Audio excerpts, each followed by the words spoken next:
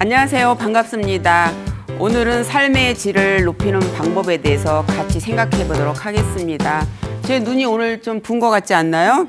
어제 제가 어떤 기사를 읽고 정말 많이 울었어요. 어떤 내용이었냐면 이태석 신부님 아시죠? 그분이 벌써 돌아가신 지 10년 됐답니다. 그런데 그분의 형님도 신부님이신데 2019년도에 그분이 또 암으로 돌아가셨대요. 그분이 돌아가시기 전에 그 구수한이라는 PD를 불렀대요. 그분이 울지마 톤즈라는 영화를 제작하신 분이랍니다. 네. PD 생활 오랫동안 하시고 이분이 이제 막 시사 고발 이런 프로그램을 많이 하셨대요. 그분을 모셔다가 두 가지 유언을 하셨답니다. 이태석 신부님이 48에 돌아가셨고 이분 형님이 이제 59 되실 때 돌아가셨는데 돌아가시 전에 이 PD를 불러서 구수한 PD를 불러서 두 가지 유언 중에 하나는 이태석 신부의 재단을 유지해 줄 것. 두 번째는 이태석 신부님과 함께 했던 이 아이들의 행적을 추적해 줄 것이었대요. 그래서 그래 이태석 신부님이 10년 돌아가신 지 10년 됐는데 남수단의 그 아이들은 어떻게 성장을 했을까가 정말 갑자기 궁금해지더래요. 그래서 그 남수단의 톤즈 마을 갔답니다. 톤즈 마을에 갔더니 이태석 신부님한테 배움을 받고 공부를 했던 이 애들이 57명이 다 국립대 의사가 됐다는 거예요. 국립대 의사가 되고요. 대통령 경호관 또 이런 애들까지 합하면 70명이 다 그렇게 변화됐대요. 그런데 그 의사가 된 애들이 한결같이 이태석 신부님의 뒤를 이어서 자기네들이 가난을 극복하기 위해서 의사가 된 게 아니라 이태석 신부님의 뒤를 잇기 위해서 의사가 됐다고 하더래요. 그래서 환자들을 치료할 때는 정말 하루 종일 먹는 것도 잊은 채 배를 굶어가면서 환자를 먼저 손을 잡고 일상적인 얘기를 한 다음에 처음부터 어디가 아프냐 뭐가 안 좋냐 얘기를 한 게 아니라 손을 잡고 일상적인 얘기를 하면서 그 다음에 치료 얘기를 하더래요. 그래서 이거를 어떻게 배웠냐 했더니 저희는 이태석 신부님이 하던 그대로 하는 겁니다.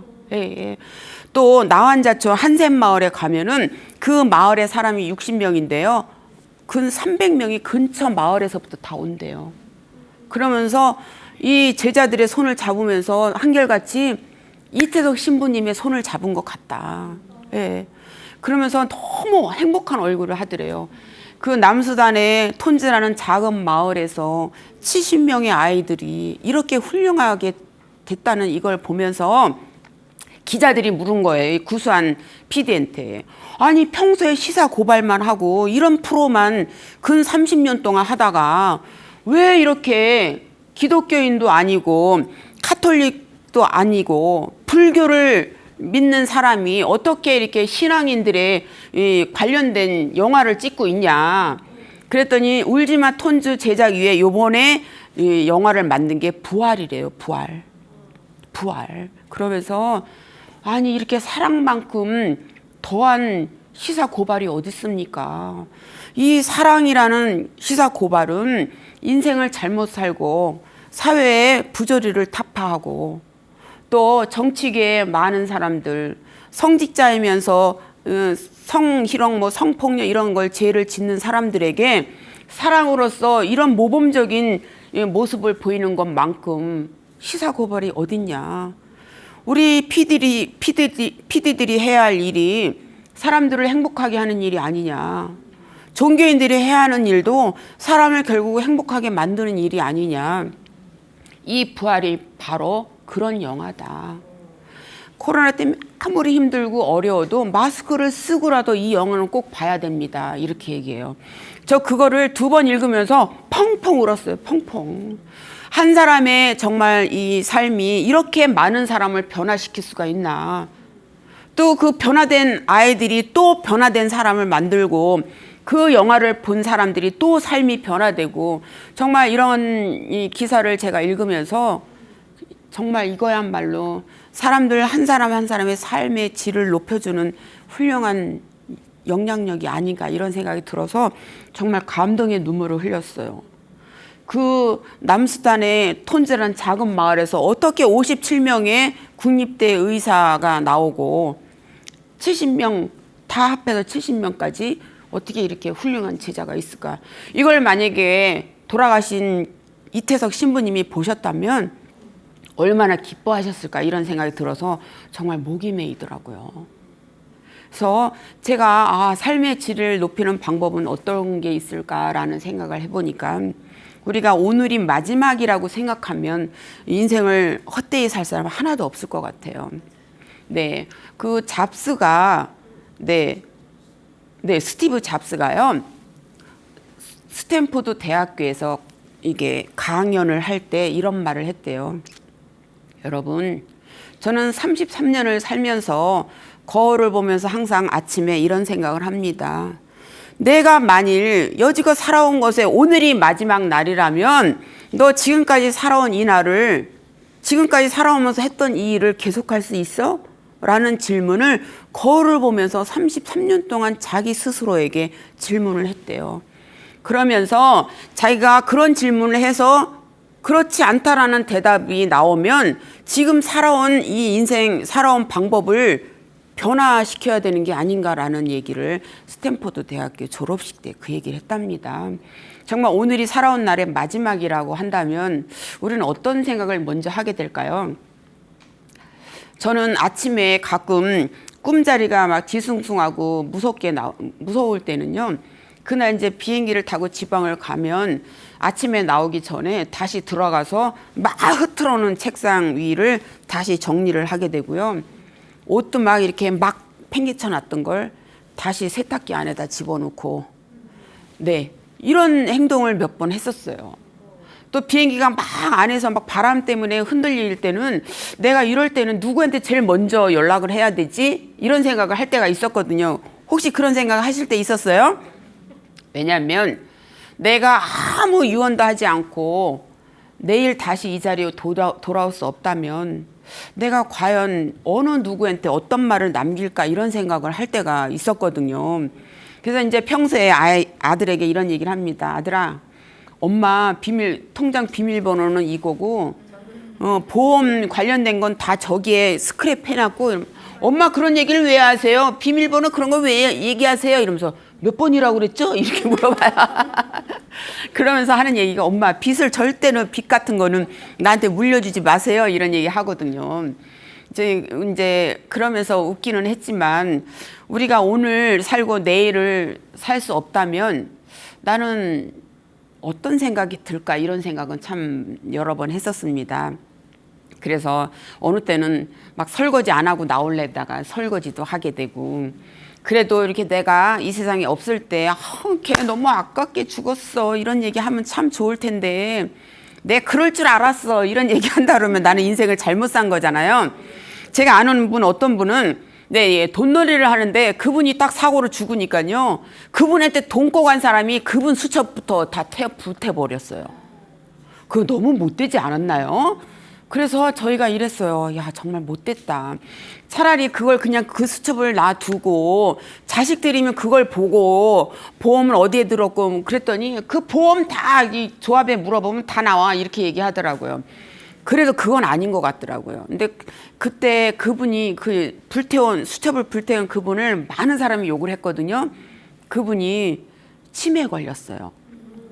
이제 얼마 전에 이제 우연히 얘기를 나누다가 그분은 요즘 어떻게 지낸대요? 그랬더니 치매에 걸려갖고 아들이 양로원에 오늘 모셔다 주는 날이래요. 그래서 그렇게 악착을 떨고 하여튼 그분은 욕을 안 하는 사람이 없었거든요. 근데 왜 그렇게 살았을까? 우리가 갈 때 가져갈 건 아무것도 없잖아요. 자기가 어디에 돈 얼마 뒀는지조차도 기억을 못하고 살았던 집을 아들이 다 정리를 하고 이제 그분 친구들마다 엄마를 모시고 다니면서 마지막 인사를 하고 이제 이 상태에서 양로로 들어가면 살아서 나올 수 없을지도 모른다 이래갖고 이제 다 모시고 몇 분을 이제 했는데 저도 인사를 갈까 하다가 그 잔상이 오랫동안 남을까봐 제가 안 갔거든요. 그러니까는 정말 잘 살아야 되는 것 같아요.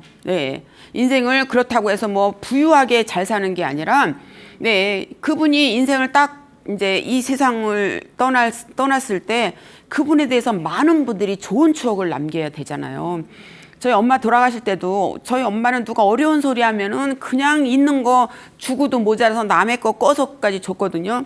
근데 엄마가 병원에 계실 때 그 아줌마들이 이제 오셨어요. 오셨는데 의식이 없으니까 돈 꺼간 거를 다 길에서 만나서 2,000을 현찰로 누가 2,000을 줬겠어요. 현찰로 2,000을 엄마 만났을 때 길에서 줬다 이렇게 얘기해요.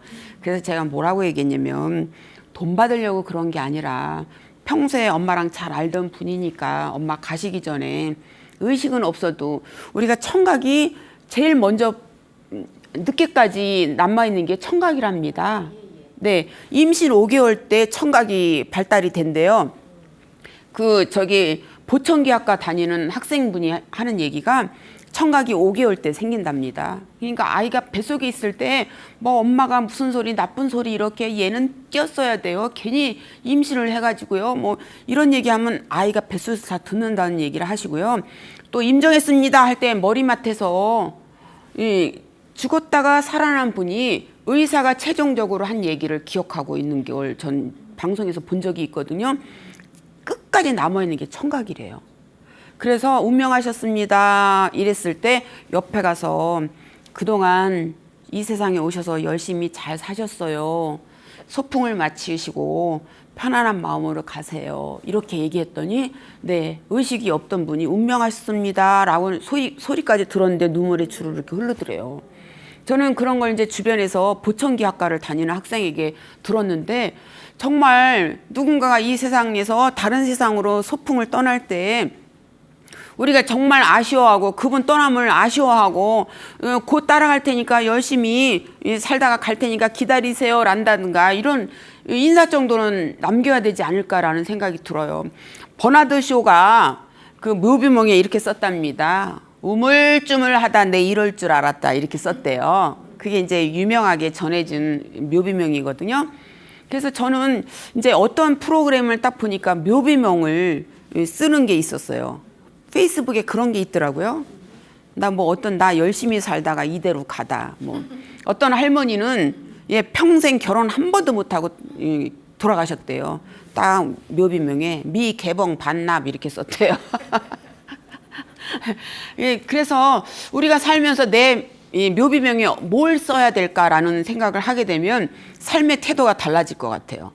그러니까 오늘을 마지막인 듯 살아라 이럽니다. 버나드 쇼 나오니까 생각나는 말이 있는데 버나드 쇼는요 조그맣고 땅딸하고 이랬는데 네, 또 이사도라 덩컨은 늘씬하고 예쁜 반면에 머리가 텅 폈대요. 그러니까 이제 이사도라 덩컨이 버나드 쇼한테 자기랑 나랑 결혼해서 자기의 머리와 나의 몸매를 닮은 아이가 태어난다면 이같이 축복이 어디 있을까요? 이랬더니 버나드 쇼가 그러면 물론 좋지요. 그렇지만 당신의 머리와 나의 몸매를 닮은 아이가 태어난다면 이 또한 불행이 어디 있겠어요? 이랬대요. 이렇게 멋지게 프로포즈를 거절했다는 이제 일화가 있거든요.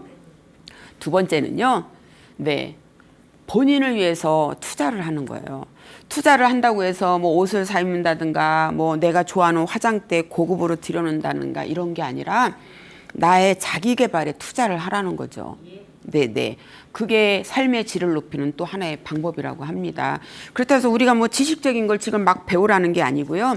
그래, 내가 평소에 붓글씨를 하고 싶었어. 또 요즘은요, 정말 취미 활동 하는 게 다양해졌잖아요. 퀼트를 배운다든가 아니면 또 글쓰기가 공개 강좌로 굉장히 많이 생겼어요. 그래, 내가 살아온 이야기를 글쓰기로 하고 싶어.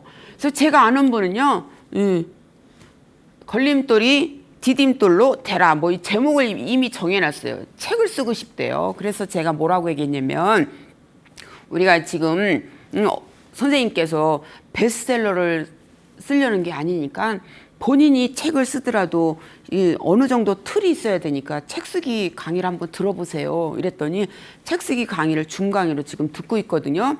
그래서 지금 목차 뭐 정하는 거 이런 걸 배우고 있대요. 그러니까는 그 어차피 24시간이 지나가는데 우리 백수가 과로사 한다고 하잖아요. 아무것도 안 하다 보면 어느새 하루가 푹 지나가거든요. 그런데 딱 정해놓은 시간에 내가 뭘 배운다 하면은 배울 수 있는 거잖아요. 그래서 글쓰기를 그분이 이제 배우고 있어요. 그러니까는 자기를 위해서 투자를 하는 거예요. 세 번째는 일정한 규칙을 정하는 겁니다. 그래, 아침에 일어나면은 앞동산에 한 바퀴 돈다. 앞에 공원을 한 번 돈다. 스트레칭을 한다. 아니면 무슨 뭐 러닝머신을 집에서 1시간을 한다든가. 나름대로 규칙을 정해놓게 되면 그게 꼭 해야 되는 일로 되거든요. 이게 쌓이고 쌓이면 큰 저는 결과물이 나올 거라고 생각해요. 네 번째는요. 자기만의 공간을 갖고 있는 거예요. 이게 마음의 공간일 수도 있고 집의 공간일 수도 있거든요. 그래서 그래, 하루 종일 내가 우리 가족을 위해서 봉사했어.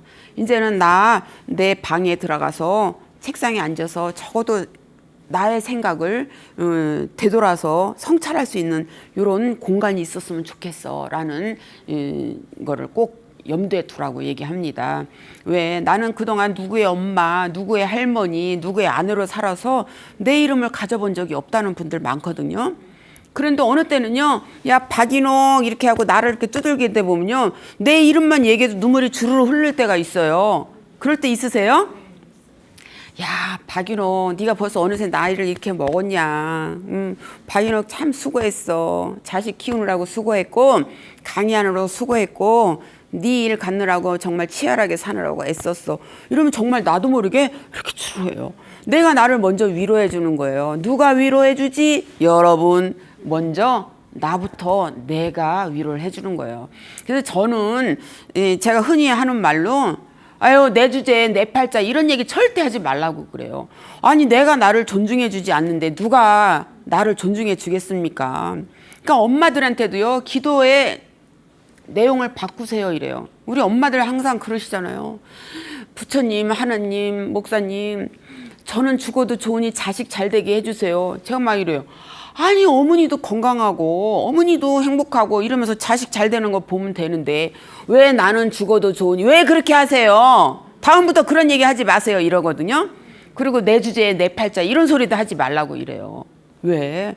나는 소중하니까. 이렇게 소중한 내가 건강하고 튼튼하고 정말 에너지 넘쳐야 우리 자식들 잘 되는 것도 보고 내가 취미 활동도 하고 네, 집안일도 할 수 있는데 왜 내 주제에 내 팔자 부정적인 얘기를 왜 나한테 하냐, 제가 스스로한테 왜 하냐고 제가 얘기하거든요.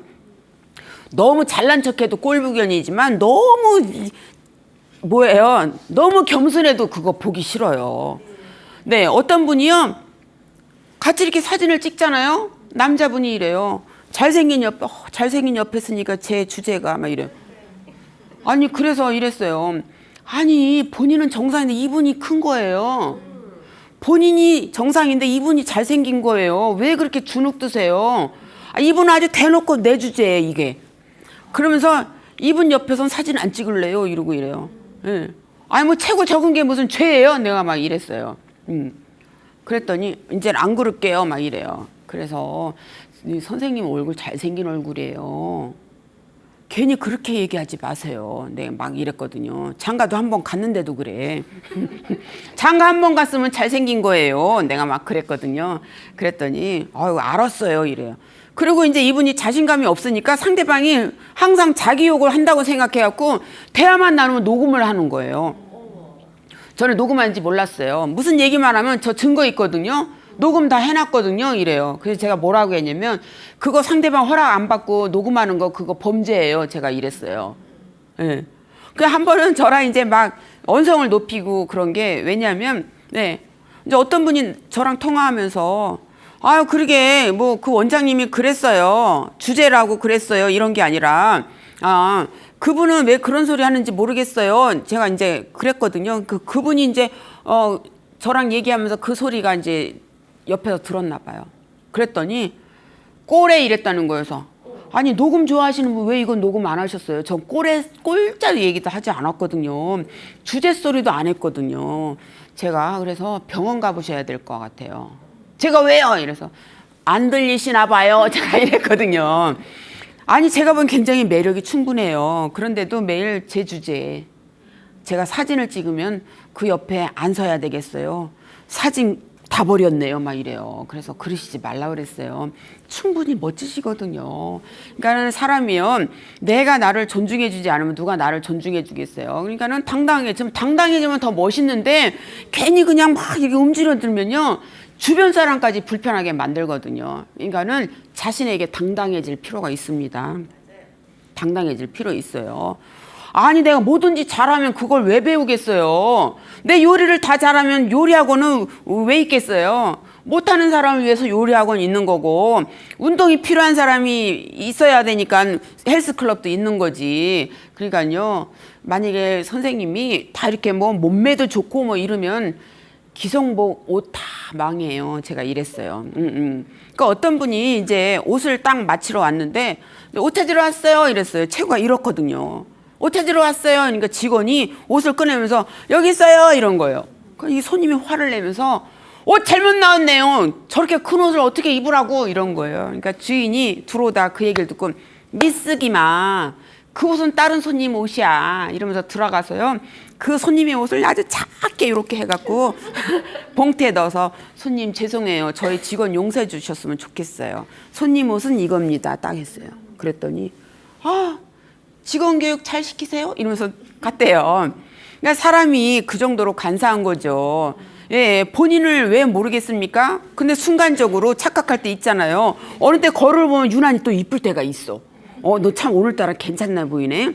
화장도 잘 받고 이런데 어느 때 내 기분이 축 처져 있으면요, 웬일 언제 이렇게 늙었어, 잡티도 왜 이렇게 생겼어, 이렇게 될 때 있거든요.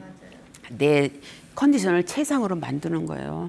잠 잘 자고 잘 먹고 이러면요, 예, 이게 일단은 건강하니까 에너지가 넘치잖아요. 거울을 보면서, 어떤 분은 거울 보면서 쓰러져. 왜 그래요? 그랬더니 백설공주일 때 자기 생각이 나갖고 이렇게 쓰러진 거라. 그래서 지금 약 드실 시간입니다. 제가 이랬어요. 네네. 그런데 정말 이 세상에서 가장 소중한 사람은 누구? 바로 나. 나는 오직 하나잖아요. 그러니까는 당당해라. 보는 네가 괴롭지 내가 괴롭냐, 이렇게 생각을 바꾸라고 그랬어요. 근데 너무 당당해도 문제인 게, 이렇게 짧은 치마를 입었는데요, 예, 지하철에서 이렇게 벌리고 있길래 제가 아가씨한테 가서 아가씨 다 보여? 네, 이랬어요. 그랬더니 네? 이러. 다 보여요? 네, 이랬어요. 눈짓을 해도 몰라. 옆에 사람들 다 있는데. 그래갖고 제가 앞에 가고 톡 제가 이랬어요. 그랬더니 티꺼운 표정으로, 아니 내 거 내가 벌리는데 왜 참견이야, 이런 식이에요. 그래서 아가씨 미안, 내가 이랬어요. 그러니까는 그런 걸 얘기해주면 실례기도 하죠. 어떤 분은 옷을 다 뒤집어 입어갖고 이 솔기가 겉으로 다 있어. 난 처음에는 이게 유행인가 했어요. 보니까 이게 다 이 솔기가 겉으로. 예, 그래서 제가 그분한테 뒤집어 입으셨어요? 제가 이랬거든요. 이 오지랖 때문에 이게 항상 문제예요. 한 번은 지하철에서 아가씨가 서로 뭐 남자친구 뭐 허벅지 더듬고 막 이러니까 할머니가 애기 엄마가 좀 뭐라고 하래요. 어르신이 하세요. 애기 엄마가 뭐라고. 아가씨 어르신들 보고 계시는데 좀 상가하지 그래? 이랬더니 어머 여기만 해도 시골이네. 아니 내 손 갖고 내가 만지는데 아줌마가 왜 참견이에요? 이래요. 미안해, 내 입 갖고 내가 얘기해서 제가 이랬거든요. 우리가 살면서 나 혼자 사는 세상이 아니기 때문에 예의 범절이라는 게 있잖아요. 예. 그리고 남들이 보기 흉하다고 생각하면 이건 잘못된 거거든요. 그런데 남의 이목 전혀 생각하지 않고 꼴리는 대로 할 거야, 이런 애들 많아요. 어르신들 딴 데 가서 하면 되는데 어르신 약 올리는 것도 아니고 어르신 앞에다 쪽쪽쪽쪽 막 이러니까 야, 이 작것들아 절로 꺼져. 어르신이 그랬어요. 근데 어르신들도 그렇게 하면 요즘은 큰일 납니다. 기분 그렇게 상하지 않게 조용히 얘기해야 돼요. 젊은이, 나는 괜찮은데 다른 사람이 보면 욕해요. 이렇게 얘기하면 나는 괜찮다고 했기 때문에 나는 통과. 다른 사람이 보면 욕해. 그래도 뭐라고 하면 걔는 이제 가정교육이 잘못된 거죠.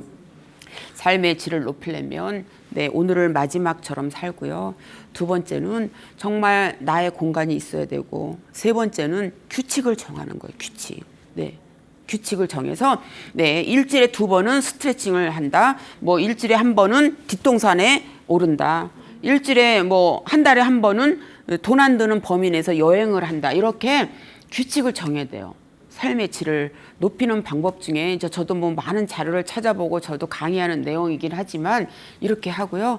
또 친구 관계, 대인 관계는 어디에나 다 들어가 있습니다. 삶의 질을 높일 때도 대인 관계 중요하고요. 또 우리가 대인 관계의 노후에도 성공하는 노화에도 들어가거든요. 그만큼 이제 대인 관계, 인간관계가 중요하다는 얘기겠죠. 그래서 많은 사람 필요하지 않고 미하이 칙센트 미하이 말을 몇 번 인용하고 있지만 우리가 행복한 삶을 살려면 세 가지. 첫 번째, 일과 사생활의 조화로움.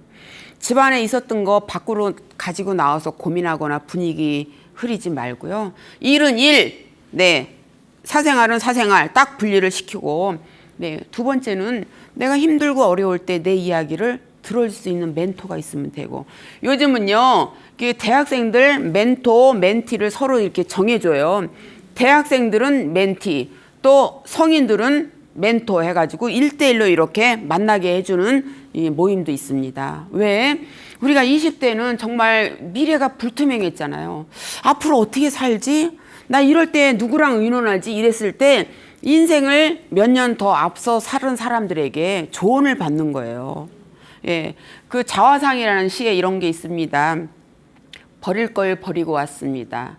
버려선 안 될 것까지 버리고 왔습니다. 그리고 보시는 바와 같습니다. 이게 자화상인데요. 이 작자 미상이에요. 저는 이걸 고등학교 때 딱 읽으면서 우리가 살면서 버려선 안 될 것도 버리게 되고요. 또 우리 프로스트의 가지 않은 길, 노란 숲속에 두 개의 길이 있었습니다. 우리 항상 선택에, 하루 종일 선택의 갈등에 놓여 있는 것 같아요. 밥을 먹을까? 라면을 먹을까? 친구를 만날까? TV를 볼까? 오늘 저기 강남을 갈까? 아니면 사당을 갈까? 또 이 모임을 갈까? 저 모임을 갈까? 진짜 끝없이 이렇게 우리 선택의 기로에 서 있는데요. 고등학교 때 그 프로스트의 가지 않은 길을 할 때 그거를 고등학교 때 그 국어 시간에 읊을 때 제가 못 간 길 해갖고 선생님도 엄청 혼났어요. 야, 박인옥, 너 왜 지금 수업 중에 그런 쓸데없는 말을 해? 이래요. 선생님한테 혼났는데 그때 저는 한꺼번에 두 개의 길을 선택하지 못하기 때문에 한 길은 못 간 길이라고 생각한 거예요. 그래서 못 간 길 해갖고 선생님한테 엄청 혼났어요. 그런데 지금 이렇게 생각하면 가끔 이제 내가 그때 그 길을 선택했으면 나는 지금 어떻게 변했을까라는 생각은 들 때가 있어요. 물론 이제 결론은 지금 이 자리에 있지만 그때 내가 그 길을 갔으면 어떤 일을 하게 됐을까 이런 생각은 있거든요.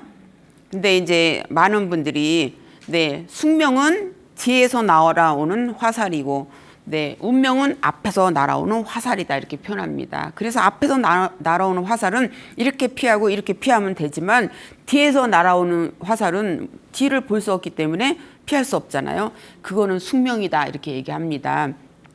제가 아는 분이 있는데요. 네, 간이 나쁜 사람은 간이 나쁜 짓을 한 거래요. 또 외로운 사람은 외로울 짓을 했대. 가난하게 사는 사람은 가난할 짓을 한 거래요. 그 말씀이 순간순간 생각날 때가 많아요. 주변에 뭐 친구가 없는 애들은 친구가 없을 짓을 한 거예요. 왜? 평소에 베풀지도 않고 뭐 이랬던 거고, 또 간이 나쁜 사람은 간이 나쁠 짓을 한 거야. 허구한 날 일주일에 7일씩 술을 먹고 휴일엔 2번 먹고, 예. 또 결혼 못한 분들은 결혼 못할 짓을 한 거야. 왜? 결혼을 네, 못한 사람이 아니라 안 한 사람들은 자기 애가 강한 사람들이 많아요. 왜? 나무에서 희생하기가 싫은 거야. 그 돈 없는 사람이 해갖고 지질이 궁상으로 살기가 싫어요. 이런 분도 있고요. 또 시부모 모시는 거 싫어서 저는 결혼 안 할래요 한 분도 있거든요. 그런 거는 좀 이기적인 생각이죠. 자기 애가 강한 분이에요. 그래서 저는 결혼도 하고 애도 낳아야 된다고 생각해요. 결혼만 해갖고는 어른이 70%만 된 거고요. 결혼해서 애까지 낳으면은 진정한 어른이 된 거라고 표현하는 분들이 있어요. 우리 자식 키우면서 속에서 몇 번 속이 뒤집어지잖아요. 예. 제 아들을 키우면서도 야, 내가 처녀 때 이 정도의 노력을 했으면 못할 것이 없겠다. 제가 이랬어요. 제 아들 사춘기를 호되게 지나면서 제가 이게 속으로 그냥 몇 번을 막 힘들었거든요. 그런데 지금 이제 제가 그래서 저희 엄마한테 한번 물어본 적이 있어요. 엄마는 우리 사춘기 때 어떻게 견뎠어요? 했더니 니네들은 사춘기가 없었어. 엄마는 갱년기를 어떻게 보냈어요? 야, 먹고 사느라고 갱년기가 뭔지를 누가 알기나 했냐 이러거든요. 근데 지금 생각하니까 엄마도 이랬겠구나. 네, 엄마도 이럴 때 외로웠겠구나. 엄마도 우리 자식 때문에 힘들었겠구나. 그러니까는 이런 거를 제가 철이 들었으니까 알죠. 예, 예. 또 엄마니까 겪었으니까 아는 거죠. 그래서 경험 많고 중요한 게 없는데 우리가 경험만 갖고는 되지 않기 때문에 삶의 질을 높이기 위해서 배움을 끊임없이 중단하면 안 된다고 생각해요. 배움. 그래서 우리가 물론 다 경험하는 것도 배움이지만 간접적으로 배우는 것도 경험이거든요. 그래서 뭐 뉴스를 꼭 잊지 않고 본다든가 아니면 시사 프로를 정해놓고 본다든가 또 책을 매일 읽기 어렵다면 한 일주일에 한 20페이지를 읽는다든가 제가 말씀드린 거 있잖아요. 일시 백천만 일 하루에 한 번 좋은 일을 하고 10 사람을 만나고 100글자로 쓰고 천자를 읽으며 만보를 걸어라. 이게 일시백천만이거든요. 우리가요 어느 때는 진짜 말을 하나도 안 하고 가만히 있으면 어느 때는 발음이 안 돼. 발음이 안 될 때 있어요. 무두꾸더 이렇게 될 때 있어요. 그러니까는 책을 소리내서 읽는 것도 하나의 방법이고요. 네, 하루에 한 번은 좋은 일을 하는 거예요. 지나가다가 어떤 분이 저는 한번 이제 지나가는데 어떤 분이 이렇게 지하철에서 휴지통을 막 뒤지면서 그 캔에 남아 있는 거 한 방울을 이렇게 하고 있어요. 젊은 한 20대 초반 같아 보였어요. 그래서 제가 우유 거기 그 홍익 매점에서 우유 사갖고 우유를 이렇게 준 적이 있거든요. 저는 이제 그렇게 뒤지는 분들은 꼭 뭘 보고 하나씩 사드려요. 그런데 저도 지금까지 저 혼자 온 거 아니잖아요. 누군가의 보이지 않는 힘도 있었고 보이지 않는 도움 또 이게 직접적인 도움을 받고 왔기 때문에 저도 이렇게 받은 거를 나눠줘야 된다는 생각을 항상 하고 있거든요. 그러니까는 하루에 한 번 좋은 일 이거 어려운 일 아닙니다. 네, 예, 지하철 이동하시는 분 부축해놓은 것도 좋은 일이고요. 화 2번 낼 거 안 내는 것도 좋은 일이에요. 화를 낼 때는 내가 이 화를 내는 것이 적당한가? 화를 내는 게 나한테 오히려 마이너스인가? 이런 생각을 하면서 화를 안 내는 것도 좋은 일이고요. 가족을 위해서 한번 대청소를 한번 안 해도 될 거 한번 한다든가 이것도 좋은 일이고 또 가족을 위해서 뭐 음식을 맛있게 하나를 더 만드는 것도 좋은 일이에요. 그래서 우리가 어떤 거를 딱 끊었고 이건 좋은 일, 이건 나쁜 일이라기보다는 한번 안 해봤던 일도 실행해 보는 것도 좋은 일일 것 같아요. 그래서 일시 백천만 그거 실천하는 것도 삶의 질을 높이는 거라고 생각합니다. 왜? 예, 하루 한 번 좋은 일 하고 10 사람을 만나고 10사람은 충분히 만날 수 있어요. 공원에 가도 10사람 만날 수 있고요. 만나기 어려우면 통화 하루에 한 몇 사람일 때 좋은 에너지로 통화하는 것도 좋은 방법이고요. 또 100글자 쓰는 거를 가계부를 제 아들은 항상 가계부 좀 쓰세요. 막 이렇게 얘기하는데 저는 가계부 대신에 감사일기를 쓰거든요. 이래도 감사, 저래도 감사 쓰다 보면 100글자 더 써요. 네. 오늘 가족들 아무 일 없이 지나게 돼. 저는 요즘은요, 뭐 좋은 일이 있는 것보다 아무 일 없는 게 너무 감사한 것 같아요. 아무 일, 별일 없이 지내는 거. 네. 별일 없죠? 네. 그게 너무 감사한 거예요. 그래서 이래서 감사, 저래도 감사. 오늘도 오면서 택시 타면서 감사합니다. 그랬더니 손님이 타주셔서 감사하죠. 이래서 그 자리에 딱 서주셔서 감사하죠. 제가 이랬거든요. 그러니까 감사합니다 소리를 어느 때는 한 100번을 하는 것 같아요. 네. 그래서 그거를 감사거리를 쓰는 거 100자. 그리고 천자는 그냥 읽으시는 거예요. 책. 근데요, 이게 나이가 드니까 뒤돌아서면 다 잊어버렸고 그 페이지만 10대 번 읽을 때도 있어. 그 페이지만. 그래서 예. 요즘은 이제 주로 이렇게 방송으로 본다든가 읽기 어려운 상황이면 이렇게 방송으로 이렇게 보고 방송에 자막이 나오잖아요. 네네. 그렇게 해서 천자를 읽고 만보 걷는 게 쉬운 일이 아니에요. 네, 오늘 몇 개 걸었나 하루 종일 걸었는데 보면은 뭐 6,000번밖에 안 걷고 그러면 저는 집에서 TV 보면서 이렇게 위아래 이렇게 하는 거 있거든요. 운동을 하라고 그래갖고 저도 얼굴 77 다리 44 뭐 이렇게 해갖고 다리가 약해요. 그러니까 이게 걷기 운동. 그래서 삶의 질을 높인다고 해서 큰 돈이 드는 거 아니거든요. 네, 작은 목표부터 실천을 하는 거예요. 그래, 내가 무슨 뭐 헬스클럽에 간다 해서 근육을 빵빵하게 만드는 것보다는 그래, 오늘 걷기를 몇 번 한다든가 오늘 웨이트 운동을 좀 몇 번 한다든가 아니면 팔굽혀펴기를 몇 번 한다든가 공원을 몇 번 돈다든가, 그러니까 작은 일부터 실천하는 습관을 들이는 게 저는 중요하다고 생각해요. 네, 일주일에 뭐 한 번 이렇게 정하지 말고 매일매일 실천할 수 있는 가장 작은 것부터. 네. 그래서 아침에 일어나면 스트레칭을 한다. 꼭 운동을 하러 가는 것보다도요. 우리 학교 다닐 때 오몸 운동 있잖아요. 그게 최고 좋은 전신 운동이래요. 그거 우리 방송 보면서 눈 보면서 남자분들 같지 않게 우리는 운동하면서 TV 보고 온 기간을 다 쓸 수 있습니다. 네. 근데 남자분들은 이거 보면 이거밖에 모르잖아요. 그러니까 우리 그걸 작은 거라도 실천하는 거 이것도 정말 중요하다고 생각합니다. 그리고 또 삶의 질을 높이는 방법은 건강이에요. 건강. 건강은 정말 강조해도 모자람이 없습니다. 건강해야 돼요. 정신적으로 건강한 것도 중요하고요. 육체적으로 건강한 것도. 육체적으로 건강한데 정신은 쇠약해지는 경우가 많잖아요.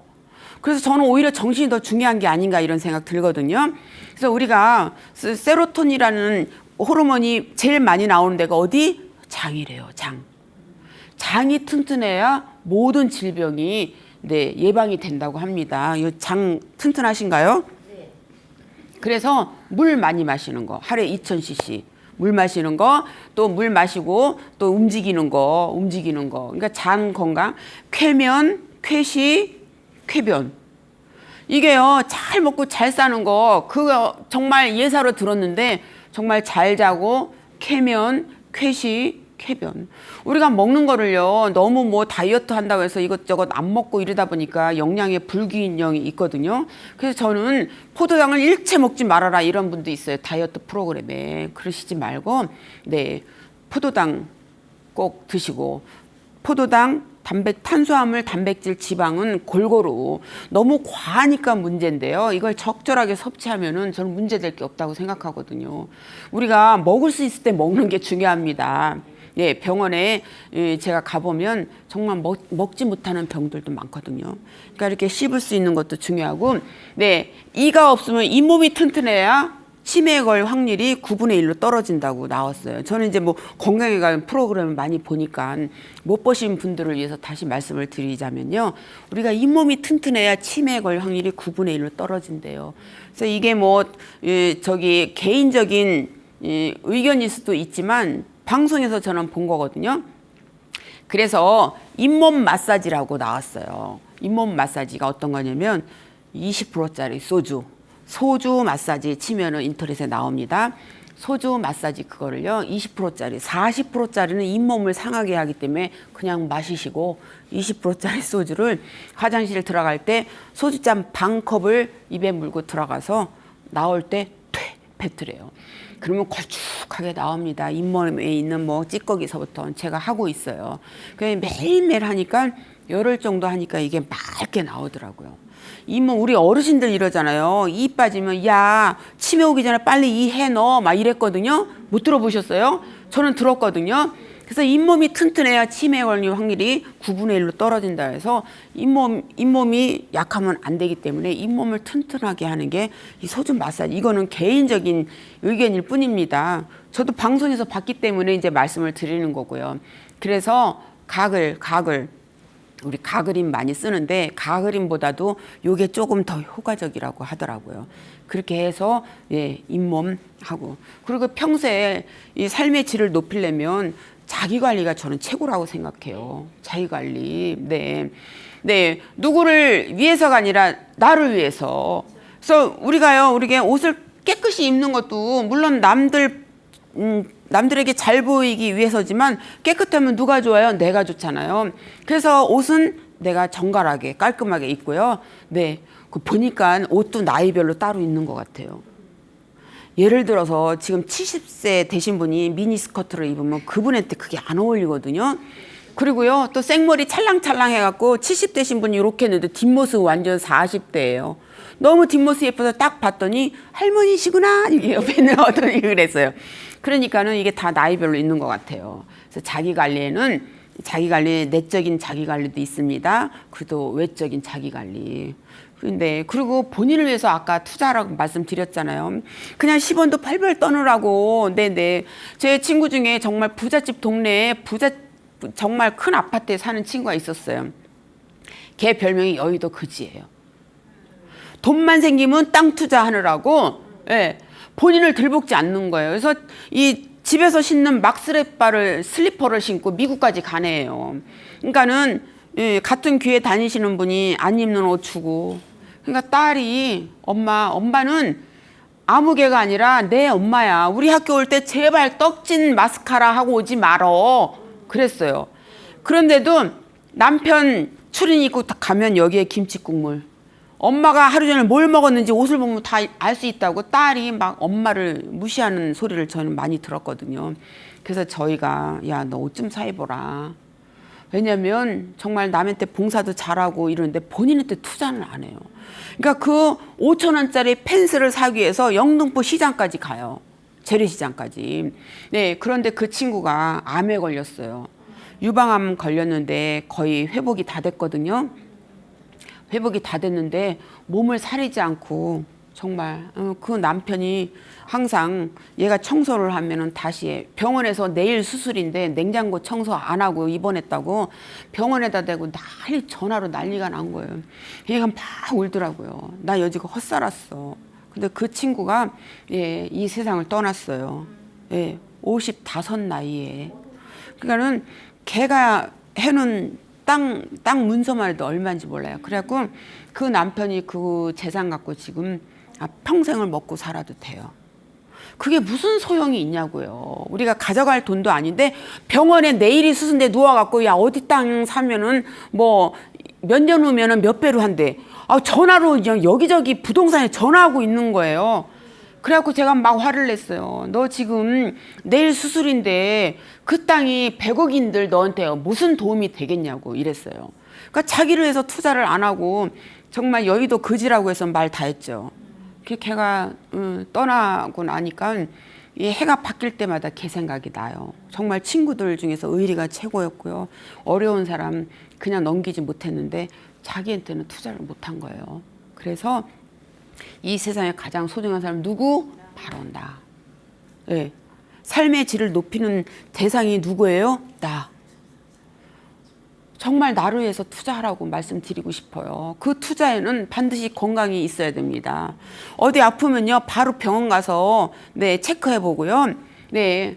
또 몸살기가 있으면 바로 약 좀 드시고 또 어느 옷이 입고 싶다 그러면 그거 그냥 그러시지 말고. 그러니까 제가 어떤 친구가 이래요.